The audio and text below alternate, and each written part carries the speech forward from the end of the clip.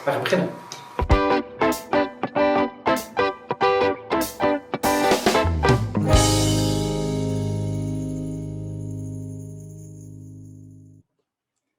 All right, good morning, everybody. Welcome back to a new episode of the Value Stream. Nice to see you all back, especially all our loyal folks who come back every week. So welcome again, Arek, Martijn, Brenda. Good to all see you back in the session. And today we're going to talk about product owner versus product manager. It's a topic a lot of people have requested in the past, and there's a lot of discussion about this topic in the community. So let's see what we can explore here. So what we find is that there's a lot of confusion and resistance in the industry today. And the role of product owner has emerged everywhere as more and more organizations have implemented Scrum over the past years. This causes a lot of confusion between those product owners and the product managers that existed in the organization. You may experience this tension and confusion yourself or see it around you in other people. And in all the digital and agile transformations that we have done, it is surely a tension that we've experienced ourselves. So therefore, we decided to create some clarity on this topic and talk about product owner versus product manager. But maybe it's not as simple as one is a product owner or a product manager. So to explore this topic, let's go back in time a little bit to when it all started. And it's probably a good idea to meet this fellow, Mcelroy. And Mcelroy is a person who worked at Procter & Gamble. And back in 1931, he published a memo in which he described a concept of brand men. And these brand men were people who were fully accountable, so the ultimately responsible persons for a brand. And that included its sales, marketing, product management, product development, etc., etc. And Mcelroy helped to transform Procter & Gamble into a brand-centric organization. And with that, the first job of the product manager was actually born. A couple of years later, Neil started to work with two young entrepreneurs, which you may know as Bill Hewlett and David Packard, who were the founders of HP. And those gentlemen interpreted that brand man concept as putting decision-making as close as possible to the customer. And with this implementation, HP actually became one of the first companies to implement the product manager job, as well as it was one of the first companies that organized itself according to products. Over a lot of years later, and all kinds of revolutions that we went through, like the Industrial Revolution and the Internet Revolution, etc., etc., a split started to emerge between product marketing, product management, and product development. And this is a split that you can still see in a lot of organizations today. It's actually quite different from that brand man concept that Neil introduced in 31. And it's quite different of how HP launched product management and that first job at that time. The interesting thing that we often observe in organizations is that all these different departments kind of feel like they own the product.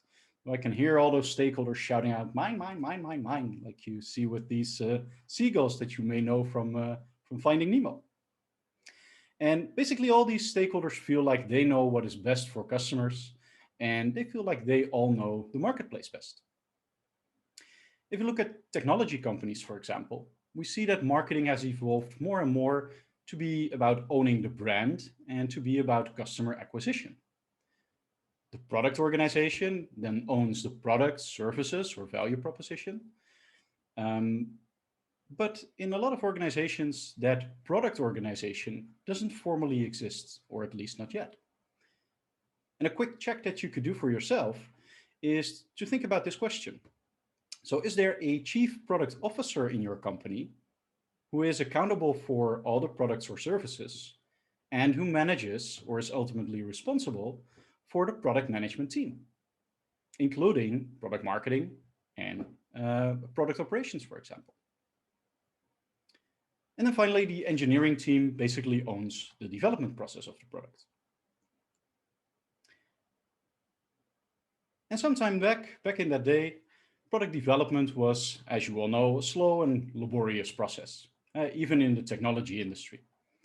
And many organizations followed, and some still follow, a long waterfall process. And we're all trying to get rid of that right now, or we have been doing so for a couple of years. And this approach, as you all know of, product managers first created a business case. They did extensive research on the market, on customers, on technology, etc. They wrote an extensive requirements document. And at some point in time, it was thrown over the wall towards engineering for actual development, for shipping, and finally off to marketing for marketing and communication to the market. And here again, you'll find that same split in product work that we just talked about. So this basically leads us to this famous transformation that us all go through, the waterfall versus agile thingy or dilemma. However, let's not go too much into agile versus waterfall, but the unfortunate result of that waterfall approach in many of those technology companies was that the result delivered by engineering after many months was typically completely different than what product management expected. And thus, the whole process would start over again, as the product was not valuable enough and it was likely never going to achieve product market fit.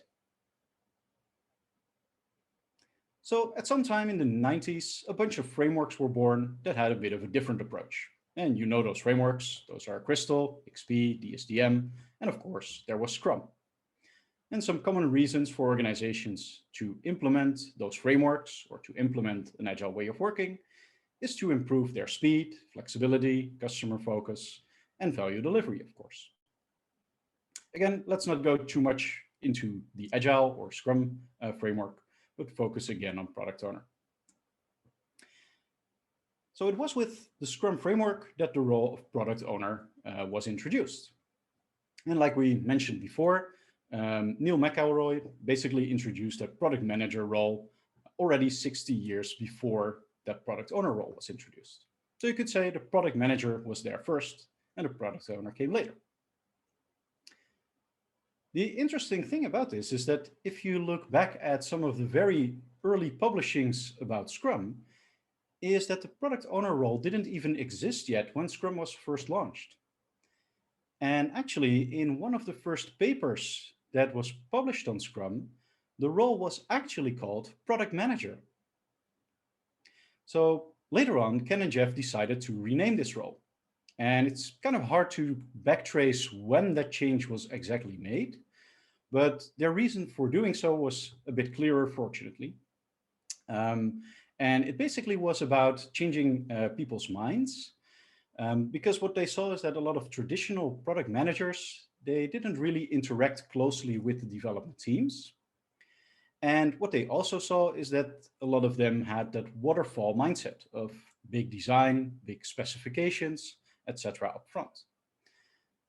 So really it was an effort by Ken and Jeff somewhere between 95 and 2001 to basically change people's minds, change their behaviors, and to help them work more in that agile way or to embrace that empirical way of working. Also, as you may know, since the release of the 2020 Scrum Guide, all references to roles have been removed anyway. So in the Scrum Guide, we currently talk about the accountabilities of product ownership. So there's not necessarily one person responsible for that role anymore. There is, however, one person owning those accountabilities. So that already brings us back a bit more to where we started off. One is not simply a product owner or a product manager, but maybe we're a bit of both. And the best way to look at it, I guess, is that a product owner is or should always be a product manager. So again, a product owner is or should always be a product manager. And a product manager can be a product owner. So what does that mean really? Well, a product owner is or should always be a product manager, meaning that a person taking on product owner accountabilities or the product owner role as we refer to it in the past. So a product owner in a Scrum team typically doesn't just do what the Scrum Guide states. And the Scrum Guide talks about product backlog management, stakeholder management, interacting in the Scrum events, following the Scrum process, etc. Scrum is a rather lightweight framework. It evolved over the years, and it basically got simpler with most of its releases. In the early days, we saw an expansion, and the framework became a bit bigger, but especially in the last 10 years, Scrum basically always became simpler. And Scrum only requires you to do a couple of things in order to help teams and companies solve complex problems. However, the world of product management covers much more than what Scrum does.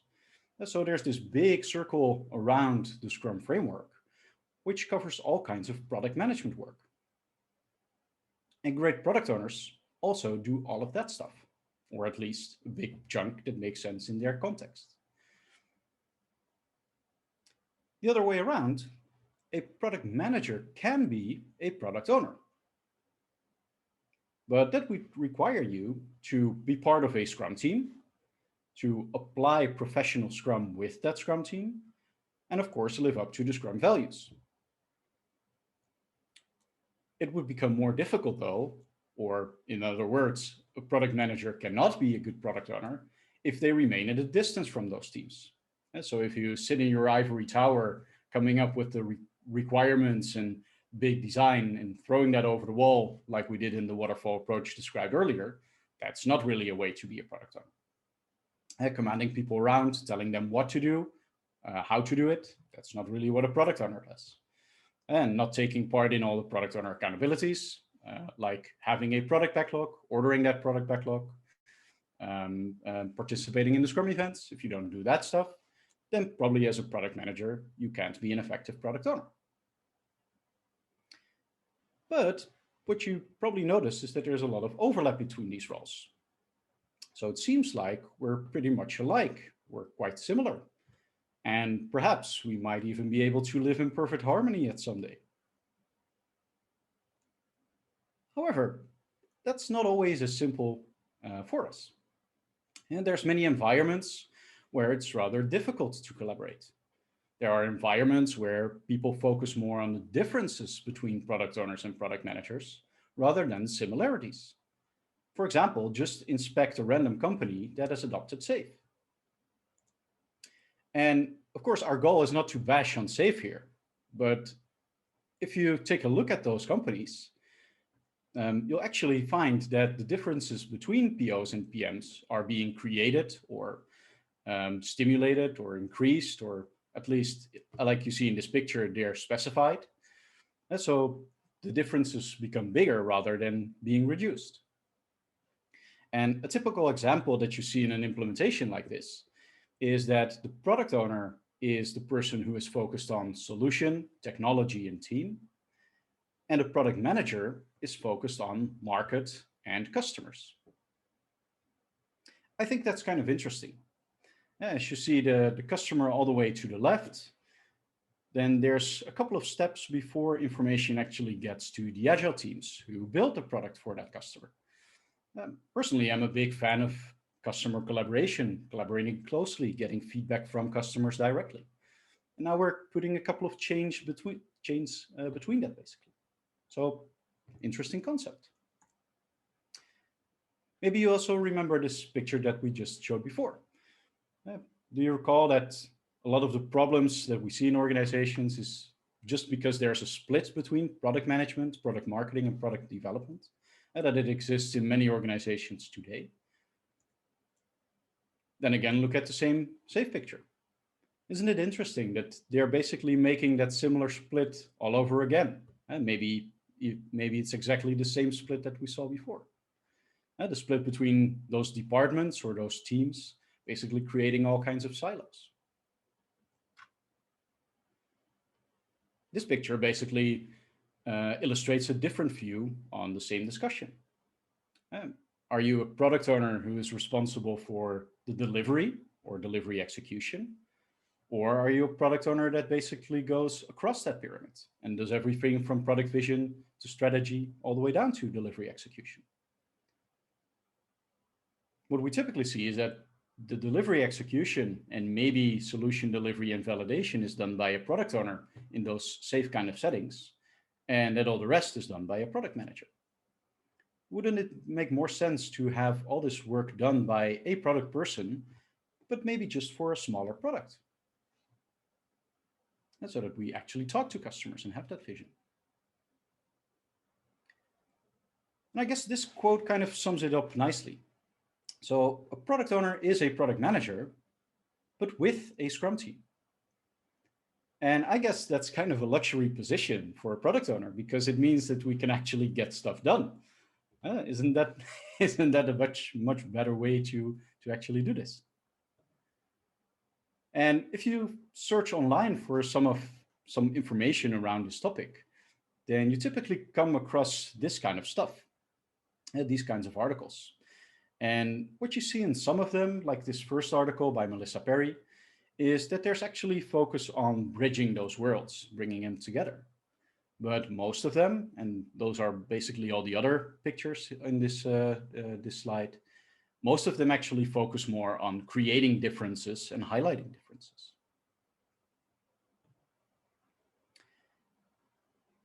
I think that's kind of interesting. There's a lot of focus on differences. And we wonder, shouldn't it be more about focusing on what we have in common? And if you think about it for some time, there's actually a lot of stuff that we have in common. It's not just the work that we do, it's also the tools and the practices that we use. It's the books and the resources that we read. And it's the knowledge, the skills, and experience that we need to perform our jobs well. So in order to bridge and connect those worlds, we'd like to introduce you to the Professional Product Management Competency Framework. And although it may be a bit overwhelming at first, this framework basically illustrates all the competencies that are important to do the job of product management in a professional way, which covers both the product owner and the product manager role. Again, it may be a bit overwhelming and you may not be able to read all the small items in here right now, but that's okay. You don't need to master all those competencies in your current job probably. You don't need to remember the whole model. But what you'll probably find is that some of these skills will be more applicable in your current job or context or company or team. And if you want to advance your career at some point in time, if you want to grow towards becoming a head of product or a senior product manager or chief product officer at some point in time, then you'll probably need a couple of other and additional competencies. And I guess this professional product management framework will help you to work on those competencies you'll need in future jobs. So this is basically the same model, but then in a format that you should be able to read a bit better. And I have a question for you here. So if you look at these 8 competency areas and the skills inside them, which of these do you want to develop most in your current role? Or which ones do you need to develop most in your current role? And please take a minute to look at this and share your ideas in the chat. So which of these competencies do you feel like you need to improve most to become an even better product owner?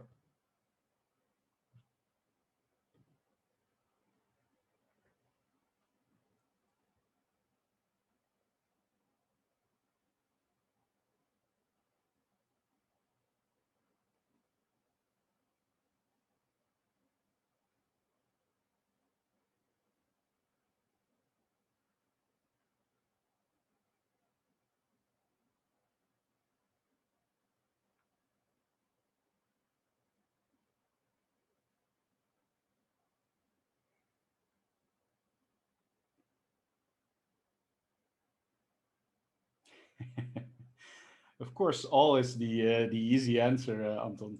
All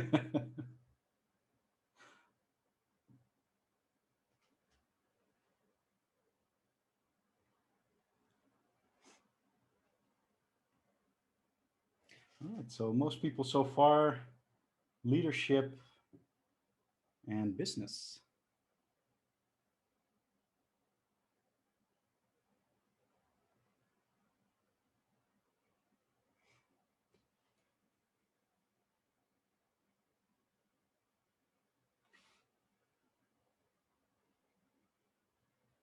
Okay, and a bit of cherry picking from each domain. Interesting.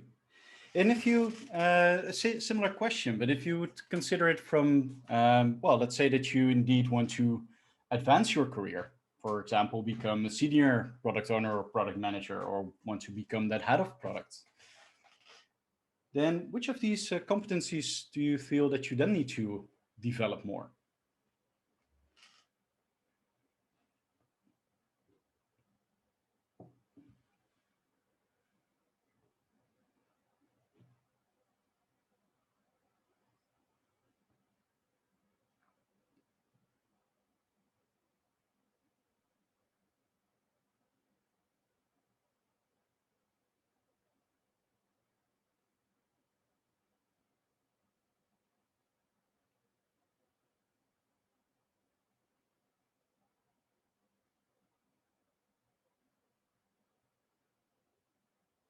Interesting. So there's a bit of a focus shift indeed. So it seems like in our current jobs, we'll need more business and leadership mastery. And if we want to grow more towards leadership positions, we're also expecting indeed communication, process, business, entrepreneurship, of course, those kinds of competencies to become more important. Awesome.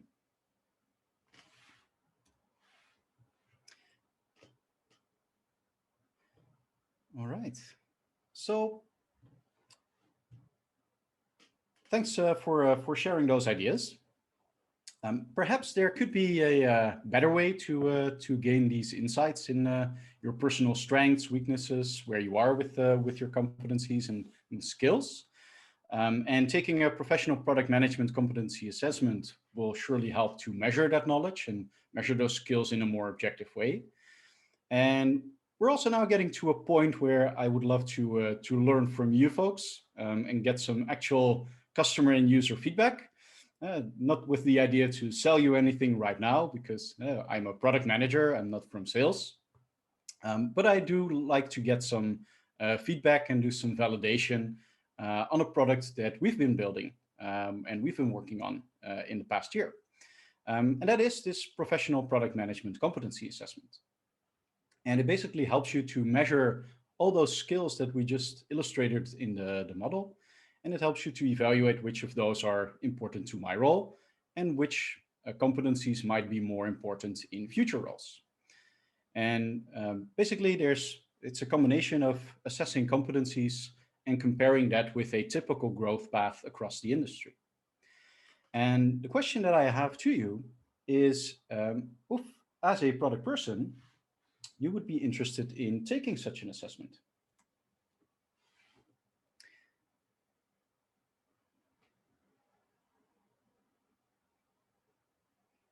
And the assumption, of course, is I said it's a product. So the assumption is that there's at least a small fee for that.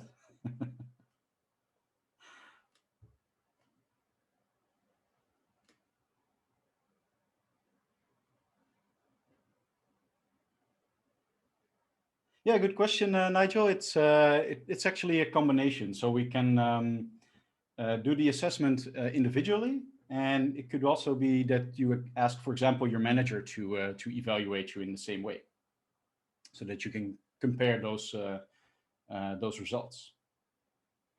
And indeed, like Anna mentioned, it is actually a tool for personal development. And one of the ideas that we have in mind is to combine that assessment. It's something we want to offer separately, but also as part of these bigger learning journeys. And it would be a great starting point of a learning journey, basically, with which we can actually help you to develop as well. So that's another quick check I would like to do if you hopefully don't mind. I mean, we don't often get this great chance to talk to so many product owners and get feedback all at the same time about a proposition. And of course, you know the importance of gathering real user customer feedback. So another product that we want to launch later this year is a bunch of learning journeys and expert modules, which you see on the screen over here. So we have the professional product manager, product leader, and product executive tracks.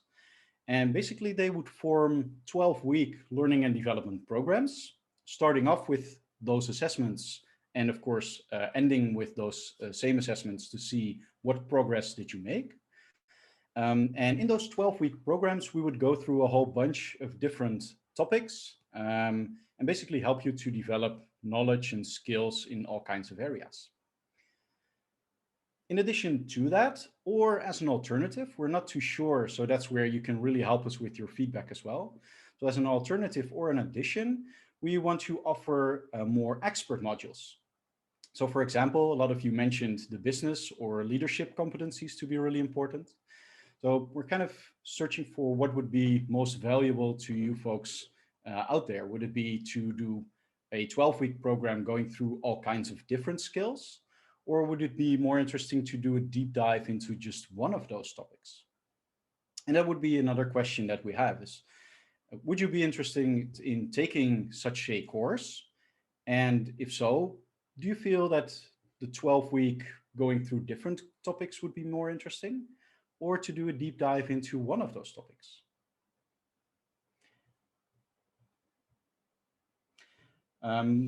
The weekly effort, we are working out still, Thomas, but I guess it will be somewhere between 2 and 4 hours a week.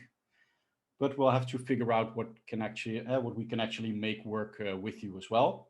So the 12 weeks is a guideline we have in mind, and we may actually extend that into 16 or 24 weeks later on to see people should be able to continue their regular work, of course, and add the learning to that.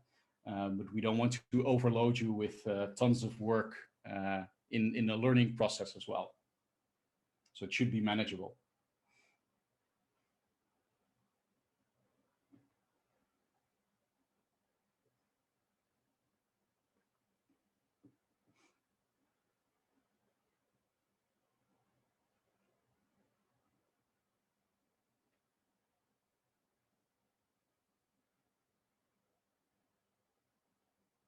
Yeah, I can. Thanks for your feedback as well, Marianne. I can definitely imagine that. So the comment that she made is how does it align with PSPO, PSPO-A, Product Gym? And I think this is kind of a next step. So the PSPO is partly the basis, of course, of the product owner role, and partly it fits within the process module of this setup. So understanding Scrum and agility and product management really well, that kind of fits into this blue box of what we currently labeled process expert. But besides that, there's a whole world around it, and really diving deeper into all those other aspects as well. So for example, in the PSPO, we kind of do a introduction to value and value maximization. But it would be more interesting to do a deep dive and also look at all kinds of other frameworks. So in PSPO, we typically talk about EBM, but EBM is not the only value measurement or value expression framework. All right, awesome.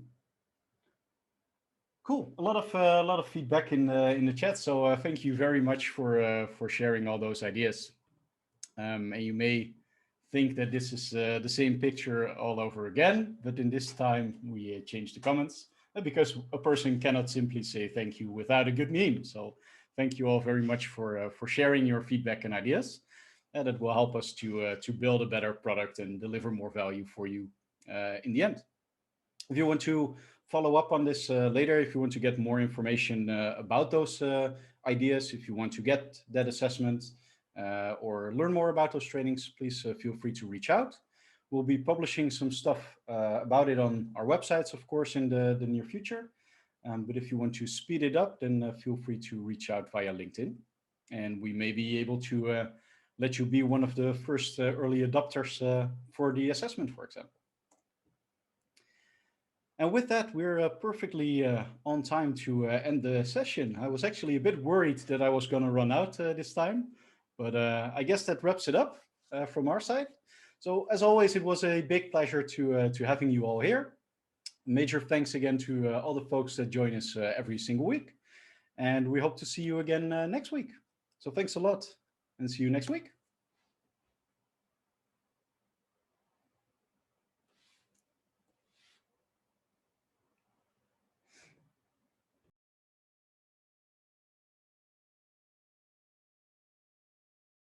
Thanks for watching, and if you enjoyed this episode, move on to the next one, or join us or follow us on Medium and LinkedIn to get inspired with even more content.